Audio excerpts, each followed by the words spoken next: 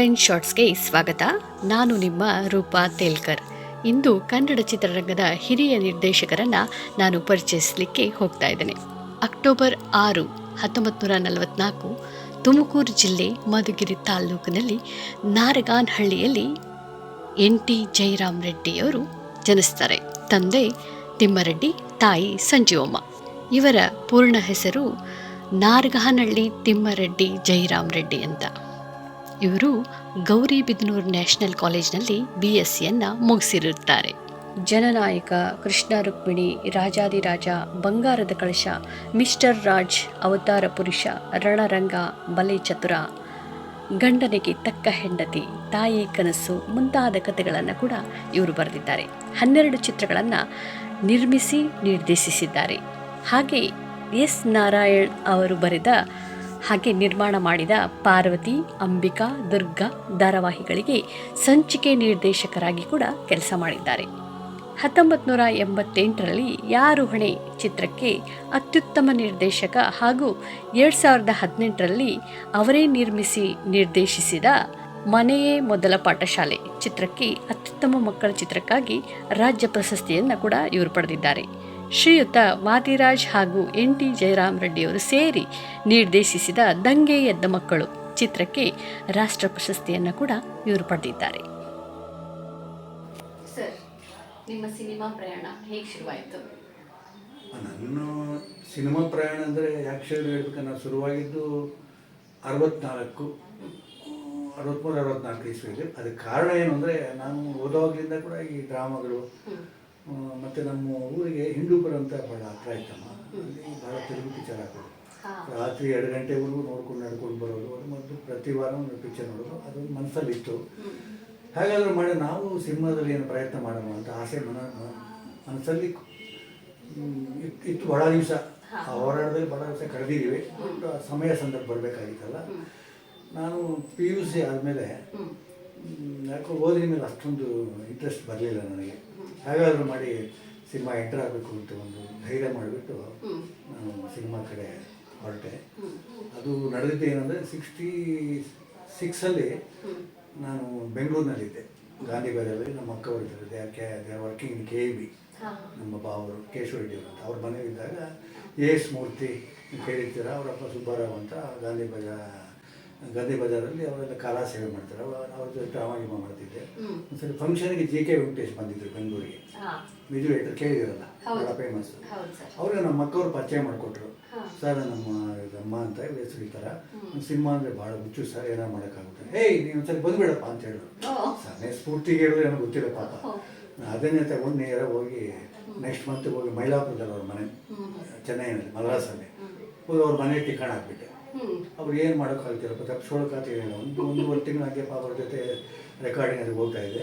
ಅದ್ರಲ್ಲಿ ಏನು ಮಾಡೋದು, ಅವ್ರು ಯೋಚನೆ ಮಾಡಿಬಿಟ್ಟು ನನಗೆ ಸಾಹಿತ್ಯ ಅಭಿರುಚಿ ಇದ್ದು ನೋಡಿಕೊಂಡು ಆರ್.ಎನ್. ಜಯಗೋಪಾಲ್ ಜೊತೆ ಸೇರಿಸ್ಬಿಟ್ರು. ನಾನು ಆರ್.ಎನ್. ಜಯಗೋಪಾಲ್ ರೈಟರ್, ಭಾಳ ಫೇಮಸ್, ಅವ್ರ ಜೊತೆ ಸೇರಿಕೊಂಡೆ. ಅವರು ರೆಕಾರ್ಡಿಂಗ್ ಹೋದಾಗ ಅವ್ರು ಸಾಂಗ್ ಬರೆಯೋದೆ, ನಾನು ಬರೆದಿರೋ ಸಾಂಗ್ ನೋಡಿಸ್ಕೊಂಡು ಅವ್ರ ಜೊತೆ ಒಂದು 2-3 ತಿಂಗಳು ಕಳೆದೆ. ಅವರು ಏನಪ್ಪ ಈ ಹುಡುಗ ತಪ್ಪಿಸ್ಕೊಡ್ದಾಗ ಒಂದು ಬಂತು ಏನೋ ಮನಸ್ಸು ಗೊತ್ತಿಲ್ಲ. ಆ ಸಮಯದಲ್ಲಿ ವಾದಿರಾಜ ಅವರು ಅಂತ ಪ್ರೊಡ್ಯೂಸರ್ಸ್ ಅವರು ಚಿತ್ರ ಪ್ರಾರಂಭ ಮಾಡಿದ್ರು. ಕಲ್ಯಾಣ್ ಕುಮಾರ್ ಕಲ್ಪನಾ, ಪ್ರೇಮಕ್ಕೂ ಪರ್ಮಿಟ್ಟೆ ಅಂತ, 68. ಅದಕ್ಕೆ ಡೈರೆಕ್ಟರು R. ನಾಗೇಂದ್ರ, ಜಯಗೋಪಾಲ್ ಅವ್ರ ಫಾದರು. ಅದಕ್ಕೆ ನನ್ನ ಅಸಿಸ್ಟೆಂಟಾಗಿ ಸೇರಿಸ್ತು. ಅವ್ರನ್ನ ಬಿಡಿಸ್ಕೋಬೇಕಲ್ಲ, ಹುಡುಗನ ಕಳಿಸೋದೇ ಅಂತ ಅಲ್ಲಿಗೆ ತಳ್ಳಿಬಿಟ್ಟು ನಾನು. ಆಗಿನ ಕಾಲದಲ್ಲಿ ಅಸಿಸ್ಟೆಂಟು ಅದೆಲ್ಲ ನಾನೇ. ಕ್ಲಾಪ್ ಹೊಡಿಯೋದ್ರಿಂದ ಹಿಡಿದು ಎಲ್ಲ ನಾನೇ, ಏನು ಸೆನ್ಸಾರ್ ಸ್ಕ್ರಿಪ್ಟ್ ಬರೆಯೋದು ಕೂಡ ನಾನೇ. ಆ ಲೆವೆಲ್ ಆ ಪಿಕ್ಚರು ಆರ್.ಎನ್. ಸುದರ್ಶನ ಇದ್ದಾರೆ, ನಾಗೇಂದ್ರ ಅವರ ಜೊತೆ ಪಿಕ್ಚರ್ ಮಾಡಿದೆ, ಕಲ್ಯಾಣ ಕಲ್ಪನಾ 68ಅಲ್ಲಿ. ಅದಾದಮೇಲೆ ಅದೇ ಬ್ಯಾನರಲ್ಲಿ ವಾದಿರಾಜ ಅವರು ಮತ್ತೊಂದು ನಮ್ಮ ಮಕ್ಕಳು ಅಂತ ಪಿಕ್ಚರ್ ಮಾಡಿದ್ರು. ಕೆಂಪೇಗೌಡ ಟಾಕೀಸಲ್ಲಿ 33 ವಾರವಾಯಿತು. ಟಾಕೀಸಲ್ಲಿ ಅದಕ್ಕೂ R. ನಾಗೇಂದ್ರ ಡೈರೆಕ್ಟ್ರು. ಅದಕ್ಕೂ ನಮ್ಮ ಮತ್ತೆ ಅಸೋಸಿಯೇಟ್ ಆಗಿ ಅನುಭವವನ್ನು ಪಡೆದೆ. ಅದಾದಮೇಲೆ 74 ಅಂದ್ಕೊಂಡಿದ್ದೀನಿ. ನಿಮ್ಮ ನಿರ್ಧಾರ ದೃಢವಾಗಿತ್ತು ಸರ್? ಮಾಡಲೇಬೇಕು. ನನಗೇನು ಸಪೋರ್ಟ್ ಅಂದರೆ ಮನೆ ಕಡೆಯಿಂದಲ್ಲ, ಒಂದು ಮಾನಸಿಕವಾದ ಧೈರ್ಯ ಅಷ್ಟೇ. ನಾನು ಏನಾದರೂ ಇದರಲ್ಲಿ ಮಾಡಲೇಬೇಕು, ಏನೋ ಒಂದು ಧೈರ್ಯ ಇತ್ತು, ಒಂದು ಹಾದಿ ಸಿಕ್ತು. ಆ ಒಂದು ಇದರಲ್ಲಿ ನನಗೆ ಮೆಮೊರಿ ಕೂಡ ಬಹಳ ಇತ್ತು ಆ ಮೂಮೆಂಟಲ್ಲಿ. ಸೆನ್ಸಾರ್ ಸ್ಕ್ರಿಪ್ಟು ನಾನು ನೋಡ್ದೇನೆ ಬರೀತಾ ಇದ್ದೆ. ಮೂಲ ನೋಡಿದ್ರೆ ಅಷ್ಟೊಂದು ಭರವಸೆ ಇತ್ತು ನನಗೆ. ಆ ಸಮಯದಲ್ಲಿ ಬಸವರಾಜ್ ಕಿಸ್ತೂರ್ ಅಂತ ಕೇಳಿದ್ರು, ಬಹಳ ಫೇಮಸ್ ಡೈರೆಕ್ಟ್ರು, ಬಹಳ ಒಳ್ಳೆ ರೈಟರ್. ಮಾಂಬಳ್ಳಿ ಪುಟ್ಟಣ್ಣವರು ಅಂತ ಅವ್ರ ಮಾವವರು, ಅವರೊಂದು ಪಿಕ್ಚರ್ ಮಾಡಬೇಕು ಅಂತ ಮನಸ್ಸು ಮಾಡಿ ಅವರೇ ಶುರು ಮಾಡಬೇಕು. ಏನು ನನ್ನ ಹತ್ರ ರೆಡಿಯವರೇನು ನೀವೇ ಡೈರೆಕ್ಟ್ ಮಾಡಿ ಅಂತ ಹೇಳಿದ್ರು. ಇದೊಂದು ಅವ್ರು ಡೈರೆಕ್ಟರ್ ಆಗಿ ಕೂಡ ಒಳ್ಳೆ ರೈಟರ್ ಆಗಿ ಬಸವರಾಜ್ ಕಿಸ್ತೂರ್ ದೊಡ್ಡ ಮನಸ್ಸು ಮಾಡಿ ನಮ್ಮ ರೆಡಿಯವರು ಮಾಡಲಿ ಬಿಡು ಅಂತ ಹೇಳಿದ್ರು. ನಮ್ಮೂರು ದೇವರು ನನ್ನ ಮೊದಲನೇ ನಿರ್ದೇಶನ ಚಿತ್ರ. ನಮ್ಮೂರು ದೇವರು ರಾಜೇಶು, ಉದಯ ಚಂದ್ರಿಕಾ, ಬಾಲಕೃಷ್ಣ, ನಾ ಡೈರೆಕ್ಟರ್. ದೇವರು ರಾಜೇಶು, ಉದಯ ಚಂದ್ರಿಕಾ, ಬಾಲಕೃಷ್ಣ, ನಾಗಪ್ಪ, ತೂದಿ ಶ್ರೀನಿವಾಸು, ರಂಗ, ಕನ್ನಡದ ಎಲ್ಲ ನಟರು ಅದರಲ್ಲಿ ಆ್ಯಕ್ಟ್ ಮಾಡಿದ್ದಾರೆ. ಅದೇ ಹೊಸ ಅನುಭವ ಅಲ್ವಾ. ಬಟ್ ಮಾಡಿದೆ ನಾನು ಡೈರೆಕ್ಟರ್ ಆಗ್ಲಿಕ್ಕೆ ಅಂತ ಮಾಡಿ ನಮ್ಮೂರು ದೇವರು ಪಿಕ್ಚರ್ ಮುಗಿಸಾದ್ಮೇಲೆ ಅವ್ರು ಹೆಣ್ಣು ಹೊನ್ನು ಮುಣ್ಣು ಒಂದು ಪಿಕ್ಚರ್ ಮಾಡಿದ್ರು. ಬಸವರಾಜ್ ಕಿಸ್ತೂರನು, ವಾದಿರಾಜ್ ಅಂತ, ವರದರಾಜ್ ಅಂತ ಚನ್ನಪಟ್ಟಣದವರು. ಅದು ಲೆಂತ್ ಕಡಿಮೆ ಬಂದುಬಿಡ್ತು. ಅದು ಮತ್ತೆ ಅದನ್ನು ನನಗೆ ಗೊತ್ತು, ಮಿನಿಮಮ್ ಅಂತ ಲೆಂತ್ ಇರಬೇಕು ಸೆನ್ಸಾರ್ ಆಗಬೇಕಾದ್ರೆ. ಅದು ರೆಡಿಯವರೇ ಇದನ್ನು ಫಿನಿಶ್ ಮಾಡಿಕೊಡಿ ಅಂತ ಮತ್ತೆ ಆ ಪಿಕ್ಚರ್ನ ನಾನು ಮತ್ತೆ ಕಂಪ್ಲೀಟ್ ಮಾಡಿದೆ. ಹೆಣ್ಣು ಹೊನ್ನು, ಶಕ್ತಿ ಪ್ರಸಾದ್ ಅವರೆಲ್ಲ ಇದರಲ್ಲಿ. ಅದಾದಮೇಲೆ ನನ್ನ ಪ್ರಯಾಣ ಸಿನಿಮಾದಲ್ಲಿ ಮುಂದುವರಿತು. ಆಮೇಲೆ ನಮ್ಮೂರು ದೇವರು ಆದಮೇಲೆ ಮಂಗಳ, ರಾಧಾಕೃಷ್ಣ, ನಮ್ಮ ಮನೆ, ಆಸೆ, ಹಾವಾರು, ಚಿರು ಚಿತ್ರಗಳು, ಕ್ರಾಂತಿಗಳಿಗೆ ಒಂದೊಂದು ಮಿಲ್ಟ್ರಿ ಮಾವ, ಈ ಥರ ಪಿಕ್ಚರ್ ಜೀವನ ಪ್ರಾರಂಭ ಅದರಲ್ಲೇ ಸೇರ್ಕೊಂಡ್ಬಿಟ್ಟೆ. ಹಾಗಾಗಿ ನಾನು ಚಿಕ್ಕಮ್ಮಿ ನಾನೊಂದು 25-30 ಪಿಕ್ಚರ್ ಡೈರೆಕ್ಟ್ ಮಾಡಿದ್ದೀನಮ್ಮ. ಆಮೇಲೆ ಕತೆ ಮೇಲೆ ಬಾಳೆಯಿಂದ ಭಾಳ ಇಂಟ್ರೆಸ್ಟ್ ಇತ್ತಲ್ಲ. ಗಂಡುಗೊಲಿ ರಾಮ ಅಂತ ಒಂದು ಪಿಕ್ಚರ್ ವಿಷ್ಣುವರ್ಧನ್ ಅವರು ನಿಂತೋಗಿತ್ತು. BM ವೆಂಕಟೇಶ್ ಅವರು ನಾನು ಒಂದ್ಸಲಿ ಇಲ್ಲಿ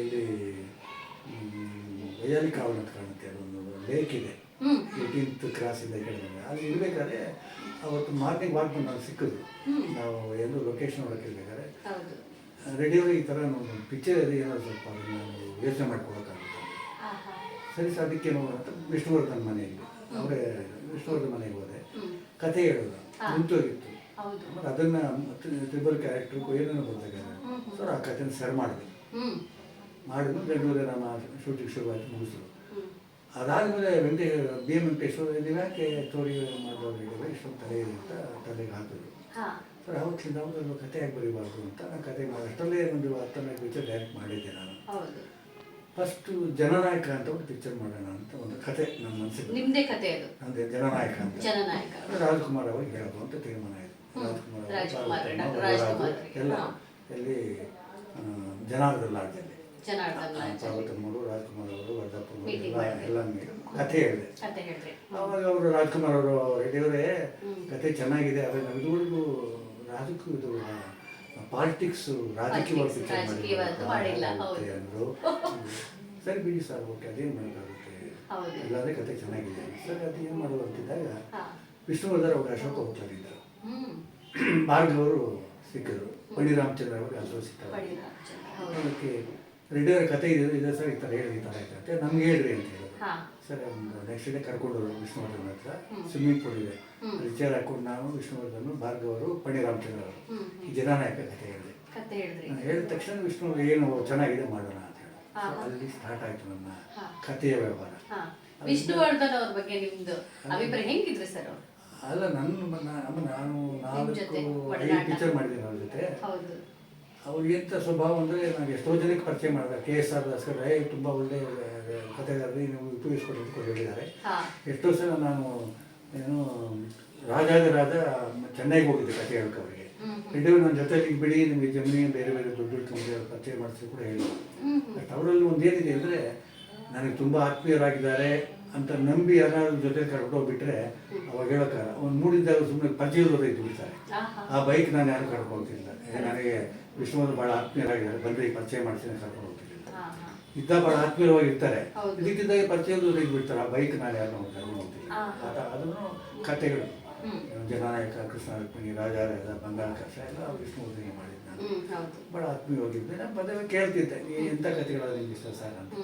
ಅವ್ರ ಅಭಿರುಚಿ ಹೇಳೋರು. ಬಟ್ ಒಂದೇ ಸರಿ ಹೇಳಿದಾಗ ನಾನು ಒಪ್ಕೊಂಡ್ರೆ ಆ ಥರ ಅವ್ರ ಜೊತೆ ಇಟ್ಟು ನಾನು ತುಂಬ ಅನ್ಯೂನವಾಗಿದ್ದು.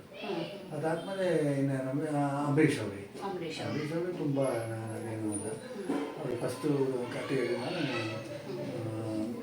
ಗಂಗಾರಾಮ್ ಗುಡಿ ಬಿದ್ದೋಯ್ತಲ್ಲ, ಹಾ ಅಂದರೆ first man who came out. ನಾನು ಅಲ್ಲಿಂದ ಹೊರಗಡೆ ಬಂದಿದ್ದು ನಾನೇ ಮೊದಲನೇ ವ್ಯಕ್ತಿ. ಹಾ ಹಾ ಗೊತ್ತಾ ಗಂಗಾರಾಮ್ ಬಿಡಿ ಕತೆ ಗೊತ್ತಲ್ಲ ನನಗೆ? ಕೆಂಚಂಬಾಲ ಹೇಳ್ತಿದ್ವಿ, ಕಪಾಲಿ ಟಾಕಿ ಅಟ್ಯಾಚ್ಡ್. ಅಟ್ಯಾಚ್ಡ್. ಹಾ ಹಾ ಗಂಗಾರಾಮ್ ಬಿಟ್ಟು ಅಲ್ಲಿ ತಾನೇ ಕಟ್ಟಿದ್ರು. ನಮ್ಮ ಫ್ರೆಂಡ್ ಒಬ್ಬರು ಶಂಕರ ಅಂತ ಕೇಳಿದ್ರು, ಬಂದು ಒಂದು 100 ರೂಪಾಯಿ ಕೊಟ್ಟರು, ಸರ್ ಒಂದು ನಾವೆಲ್ ತಂದು ಕೊಡಿದೆ ಅಂತ. ಅದೇ ನಾನು ಚಿಕ್ಕಪೇಟೆಗೆ ಹೋಗ್ರಿ, ನಾನು ನಮ್ಮ ಅಲ್ಲೇ ಬುಕ್ ಇದಿತ್ತು ಗಂಗಾರಾಮ್ ಬಿಲ್ಡಿಂಗ್, ಅಲ್ಲಿ ಸಿಕ್ಕರೆ ತರ್ತೀನಿ ಅಂತ ಹೇಳಿದ್ದೆ. ಸರಿ, ನಾನು ಚಲನಚಿತ್ರಗಳು ಪಿಕ್ಚರ್ ಕಂಪ್ಲೀಟ್ ಮಾಡಿದ್ದೆ ಅವಾಗ. ಅವ್ರು ದುಡ್ಡು ಕೊಡಬೇಕಾಗಿತ್ತು. ಕಲಾಸಪಾಳ್ಯ ಅವರು ಡಾಕ್ಟರ್ ಗೋಪಾಲ್ ಅವರು ಅಂತ, ಅರ್ಸನ್ ಅಂತ ಪ್ರೊಡ್ಯೂಸರ್, ಅವರು ಅಣ್ಣ ತಮ್ಮ ಡಾಕ್ಟರ್, ಒಳ್ಳೆ ಡಾಕ್ಟರ್ ಅವರು. ದುಡ್ಡು ಕೊಡಬೇಕಾಗಿ ಹೋಗಿದ್ದಾಗ ಅವ್ರು 300 ರೂಪಾಯಿ ಕೊಟ್ಟರು. ಭಾಳ ಉಪಾರವಾಗಿ 300 ರೂಪಾಯಿ ಬಚ್ಚಿಟ್ಕೊಂಡು ಬಂದೆ. ನೆಕ್ಸ್ಟಿಗೆ ಬಂದರೆ ಈ ಬುಕ್ ಹೇಳಿದ್ರಲ್ಲ, ಅದು ಎಂಟ್ರ ಅದೇ ಅಲ್ಲಿ ನಮ್ಮ ಕೆಂಚಂಬಲ ಅಂದಿದ್ರು, ಅದಕ್ಕೂ ಇಷ್ಟೇ ದೊಡ್ಡ ಚಿಕ್ಕ ರೋಡ್, ಅದು ರಾಯಲ್ ಲಾಡ್ಜು.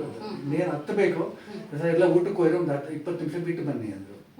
ಅದೇ ಅಂದರೆ ನೇರ ಕೆಂಚಂಬಲ ಆಡ್ಬೋದು. ಅಲ್ಲಿ 5 ವರ್ಷ ಐತೆ ನಾನು ಲಾಡ್ಜಲ್ಲಿ 5 ವರ್ಷ. ನಾನು ಭಾಳ ಚಲನಚಿತ್ರಗಳು, ಭಾಳ ಪಿಕ್ಚರ್ ಅಲ್ಲಿ ಇದ್ದಾಗಲೇ ಮಾಡಿದ್ದೆ. ಮಿಥುನಾಥ್ ರಂಗನಾಥ್, ಮಾವನಕೆರೆ ರಂಗನಾಥ್. ಹೋದಾಗ ಅನ್ವರ್ ತಾವರೆಕೆರೆ ಅಂತ ನನ್ನ ಸ್ನೇಹಿತರು, ಅವ್ರು ನಮ್ಮ ಪಿಕ್ಚರ್ಗೆಲ್ಲ ಎಡಿಟ್ ಮಾಡ್ತಿದ್ದ. ಅವ್ನು ಕ್ಯಾಶಿಯರ್ ಕೇಳಿದ್ರು, 40 ಇದ್ದಾರೆ ಸರ್, 25ನೇ ರೂಮಲ್ಲಿ ಇದ್ದಾರೆ. ಫೋನ್ ಮಾಡಿಲ್ಲ ಸರ್, ಇಸ್ಪೀಟ್ ಆಡಿ ಕಡೆ ಆಟ ಬರ್ತೀನಿ 1 ನಿಮಿಷ ಅಂತ ಹೇಳಿ ತಡ ಮಾಡ್ದ. ಅಷ್ಟರಲ್ಲಿ ನಾನು ಕೂತಿದ್ದವನೇ, ಒಂದು ಪಾಪ ಊರಿಂದ ಯಾರೋ ಬಂದಿದ್ದಾರೆ, ಕ್ಯಾಶಿಯರ್ ಅವ್ನು ಕಾಫಿ ಕರ್ಕೊಂಡು ಹೋದ. ಕೂತಿದ್ದು ನಾನು 5 ನಿಮಿಷ ತಡವಾಗಿ ಬಂದ. ಸರ್ ನಾನು ಒಂದು ಸಿಗರೇಟನ್ನು ಟೀ ಕೊಡಿದ್ರೆ ಜೊತೆಗೆ ಬರ್ತೀನಿ ಅಂತ ಹೇಳಿ ಆಯ್ತು. ಸ್ವಲ್ಪ ಜಗಳ ಮಾಡೋದು 5 ನಿಮಿಷ ಲೇಟ್ ಆಯ್ತಮ್ಮ. ಲೇಟಾಗಿ ಸರಿ ಒಪ್ಕೊಂಡು ನಡೆಯೋ ಅಂತೇಳಿ ಹೊರಟ್ವಿ. ಇನ್ನೇನು ಲೆಫ್ಟ್ ಮೆಟ್ಲತ್ತಬೇಕು, ದಡ ಬಿದ್ದೋಗ್ಬಿಟ್ಟು. 5 ಫ್ಲೋರ್ ಅಲ್ವಾ. ಬಿದ್ದ ತಕ್ಷಣ ಇಲ್ಲಿ ಶರ್ಟೆಲ್ಲ ಹೋಯ್ತು, ಪ್ಯಾಂಟು ಎಲ್ಲ ಮಣ್ಣಾಗಿ ಹೋಯ್ತು. ಆ ಗಾಬರಿಯಲ್ಲಿ ಏನೋ ನಾನು ರೈಟ್ ಸೈಡ್ ಬಂದ್ಬಿಟ್ಟಿದ್ದೆ ತಳ್ಕೊಂಡು, ಈ ಕಡೆಗೆ ಲಾಡ್ಜ್ ಕಡೆ. ಸರಿ ಹೆಂಗೋ ಹೊರಗಡೆ ಬಂದು ತಿರುಗಿ ನೋಡಿದ್ರೆ ಏನೆಲ್ಲ ಸ್ಮ್ಯಾಶ್. ಹುಡುಗಿರ 20 ಮಂದಿ ಹುಡುಗಿರುವ ಓನರ್ಗಳೆಲ್ಲ ಕೆಳಗಡೆನೆ. 3 ದಿವಸ ಆದ್ಮೇಲೆ ತಾನು ಹೊರಗಡೆ ಬಂದಿದ್ದವರು ಓನರ್ಗಳೆಲ್ಲ ಕೆಳಗಡೆ ಇದೆ ಎಲ್ಲ ಇರುತ್ತೆ. ನನಗೆ ಕಾಫಿಗೆ ಹೋಗಿದ್ನಲ್ಲ ಕ್ಯಾಶಿಯರ್, ಅವನು ಸ್ಪಾಟಲ್ಲೇ ಎಂಟ್ರೆನ್ಸಲ್ಲೇ ಅವನು ಬಿದ್ದೋಗಿದ್ದ. ಸೊ ಅದು ಫಸ್ಟ್ ನಾನು ಕೇಳ್ಬಿಟ್ಟು ಅದನ್ನು ಬೇಸ್ ಮಾಡ್ಕೊಂಡು ಮಿಸ್ಟರ್ ಆಗ ಅಂತ ಕತೆ ಬಂದೆ ಅಂಬರೀಶ್ವರಿಗೆ. ಸೋಮಶೇಖರ್ ಆ ಬೇಸ್ ಮಾಡಿಕೊಂಡು ಅದನ್ನು ಮಾಡ್ಬೋದು. ಸೋಮಶೇಖರ್ ಡೈರೆಕ್ಟರ್ ಅವ್ರು ಮಾಡಿದ್ರು. ಸೂಪರ್ ಹೋಯ್ತಲ್ಲ, ಭಾಳ ಚೆನ್ನಾಗಿ ಹೋಯ್ತು ಮಿಸ್ಟರ್ ಆಗ. ಅದು ಕಾರಣ ಅದು ಗಂಗಾರಾಮ್ ಬಿಲ್ಡಿಂಗು. ಅದಾದಮೇಲೆ ನಾನು ಒಂದು ದಿವಸ ರೆಡಿ ಒಂದು ಕತೆ ಇದ್ದಿದೆ ಹೇಳಿ ಅಂತ ಹೇಳಿದ್ರು. ಅವರು ಸ್ವಂತ ಬ್ಯಾನರ್ಗೆ ಕತೆ ಹೇಳಿದೆ. 5,000 ರೂಪಾಯಿ ಅಡ್ವಾನ್ಸ್ ಕೊಟ್ಟರು. ನಾನು ಊರಿಗೆ ಬಂದೆ. ಇಮ್ಮಿಡಿಯೇಟ್ 2 ದಿವಸ ಇಮ್ಮಿಡಿಯೇಟ್ ಫೋನ್ ಮಾಡೋರು, ರೆಡಿ ಬೇಗ ಬನ್ನಿ. ಏನು ಸರ್ ಬನ್ನಿ. ಸರ್ ನಾನು ರಾಜ್ಕುಮಾರ್ ಅವರು ಶಿವರಾಜ್ಕುಮಾರ್ ಕತೆ ಒಪ್ಪಿಸ್ತೀನಿ, ನೀವು ಹೇಳಬೇಕು ಸರ್. ಅವರು ರಾಜಕೀಯ ಪಿಕ್ಚರ್ ಮಾಡೋಣ ಅಂತ. ಇಲ್ಲ ನಾನು ಒಪ್ಪಿಸಿದ್ರೆ ಇಟ್ಟಿದ್ರೆ ಬೇಗ ಕತೆ ಹೇಳಿದ್ರೆ ಅವರು ಓಕೆ ಚೆನ್ನಾಗಿದೆ.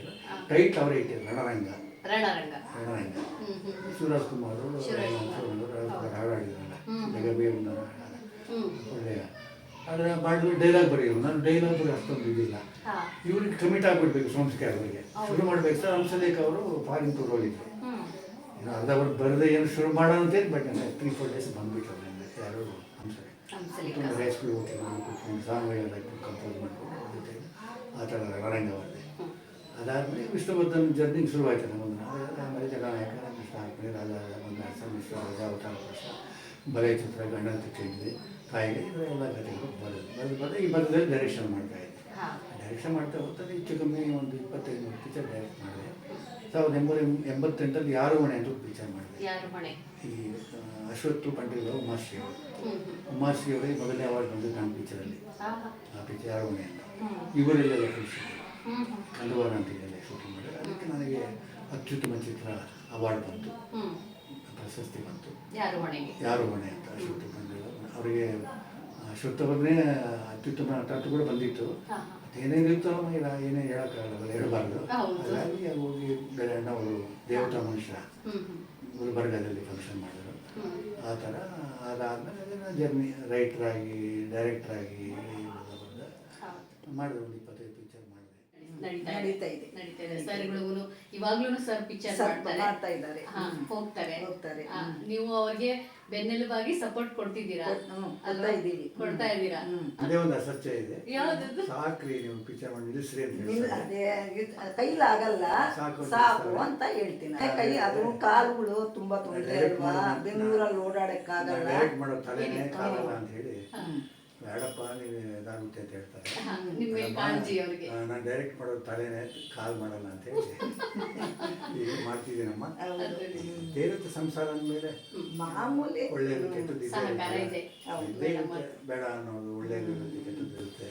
ಕೈಲಾಗಲ್ಲ ಸಾಕನ್ನ ಯಾರು ಮದುವೆ ಮಾಡ್ಬೇಕಿನ್ನ ಎಲ್ಲ ಆಗಿದೆಯಲ್ಲ, ಎಲ್ಲ ಆಗಿದೆ ಅಷ್ಟೇ ಅಂತ ನೀವು ಅಂತೀರಿ. ಅದ ನಾನು ದೇವರು ಅಲ್ಲ, ಅವ್ರು ದೇವತೆನೂ ಅಲ್ಲ. ನಾವು ಮನುಷ್ಯ ಆದ್ರಿಂದ ನಮ್ಗೆ ದಿನ ಬಿಗಾಡು ಬರುತ್ತೆ, ಒಳ್ಳೆ ಅಭಿಪ್ರಾಯ ಇರುತ್ತೆ. ಎಲ್ಲ ಸಂಸಾರದಲ್ಲಿ ಜೀವನದ ಸಹಜ. ನಾವು ಗ್ರೇಟ್ ಅಂತ ಹೇಳ್ಬೋದು, ತಪ್ಪು ಅದು ತಪ್ಪು ಅಭಿಪ್ರಾಯ. ಅದು ಸುಮ್ಮನೆ ಹೊಗಳಿಕೆಗೆ ಹೇಳೋ ಮಾತುಗಳಾಗುತ್ತೆ ಅಷ್ಟೇ. ಇರುತ್ತೆ ಅಭಿಪ್ರಾಯ, ಭಿನ್ನಾಭಿಪ್ರಾಯ ಇರುತ್ತೆ, ಒಳ್ಳೆ ಅಭಿಪ್ರಾಯ ಇರುತ್ತೆ. ಒಟ್ಟಲ್ಲಿ ದಿವಸ ಸಂಸಾರ ಮಾಡ್ಕೊಂಡು ಬಂದಿದ್ದು ಜೀವನ ಸಾಗಿಸ್ತಾ ಇದ್ದೀವಿ. ನಿಜವಾಗ್ಲೂ ಸರ್, ಅದು 52 ವರ್ಷ ಅನ್ನೋದು ಒಂದು ನಂಬರ್ ಆಗ್ಬೋದು, ಆದ್ರೆ ಅಲ್ಲಿ ಬರುವಂತ ಏರು ಇಳಿತ ಎಲ್ಲರಿಗೂ ಸಪೋರ್ಟಿವ್ ಆಗಿ ಇಬ್ರೂ ಕೂಡ ತ್ಯಾಗ ಮಾಡಿ ತಮ್ಮ ಜೀವನವನ್ನ ಮುಂದುವರೆಸೋದಿದೆಯಲ್ಲ ತುಂಬಾ ತುಂಬಾ ಕಷ್ಟ. ಆರೋಗ್ಯವಾಗಿ ಹೀಗೆ ನಿಮ್ಮ ದಂಪತಿಯನ್ನು ಹಿಂಗೆ ಮುಂದುವರಿಲಿ ಸರ್. ಇನ್ನೂ ಹೆಚ್ಚೆಚ್ಚು ಒಂದು ಮೂವಿ ಮಾಡ್ಲಿ.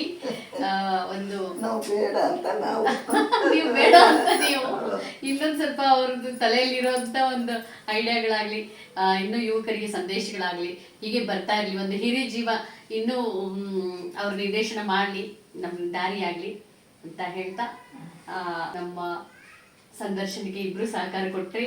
ತುಂಬಾ ಚೆನ್ನಾಗಿ ಮಾತಾಡಿದ್ರಿ. ನಾನು ನಿಜವಾಗ್ಲೂ ಶಿರೋರುಣಿ. ಇದು ನನ್ನ ಮೊದಲನೇ ಒಂದು ಇಂಟರ್ವ್ಯೂ ಆಗಿತ್ತು. ಸರ್ ಇಂದಾನೇ ಸ್ಟಾರ್ಟ್ ಮಾಡೋಣ ಅಂತ ಜರ್ನಿ ಸ್ಟಾರ್ಟ್ ಆಗಿದೆ. ಎಲ್ರಿಗೂ ನಮಸ್ಕಾರ. ನಮ್ದೊಂದು ಮಾತಮ್ಮ ಹೇಳಿ ಸರ್. ನೀವು ನಿಮ್ಮ ಜೀವನದ ಪ್ರಾರಂಭ ಅಂತೀರಾ ಈ ಒಂದು ಹಾದಿಲಿ. ಹೌದು.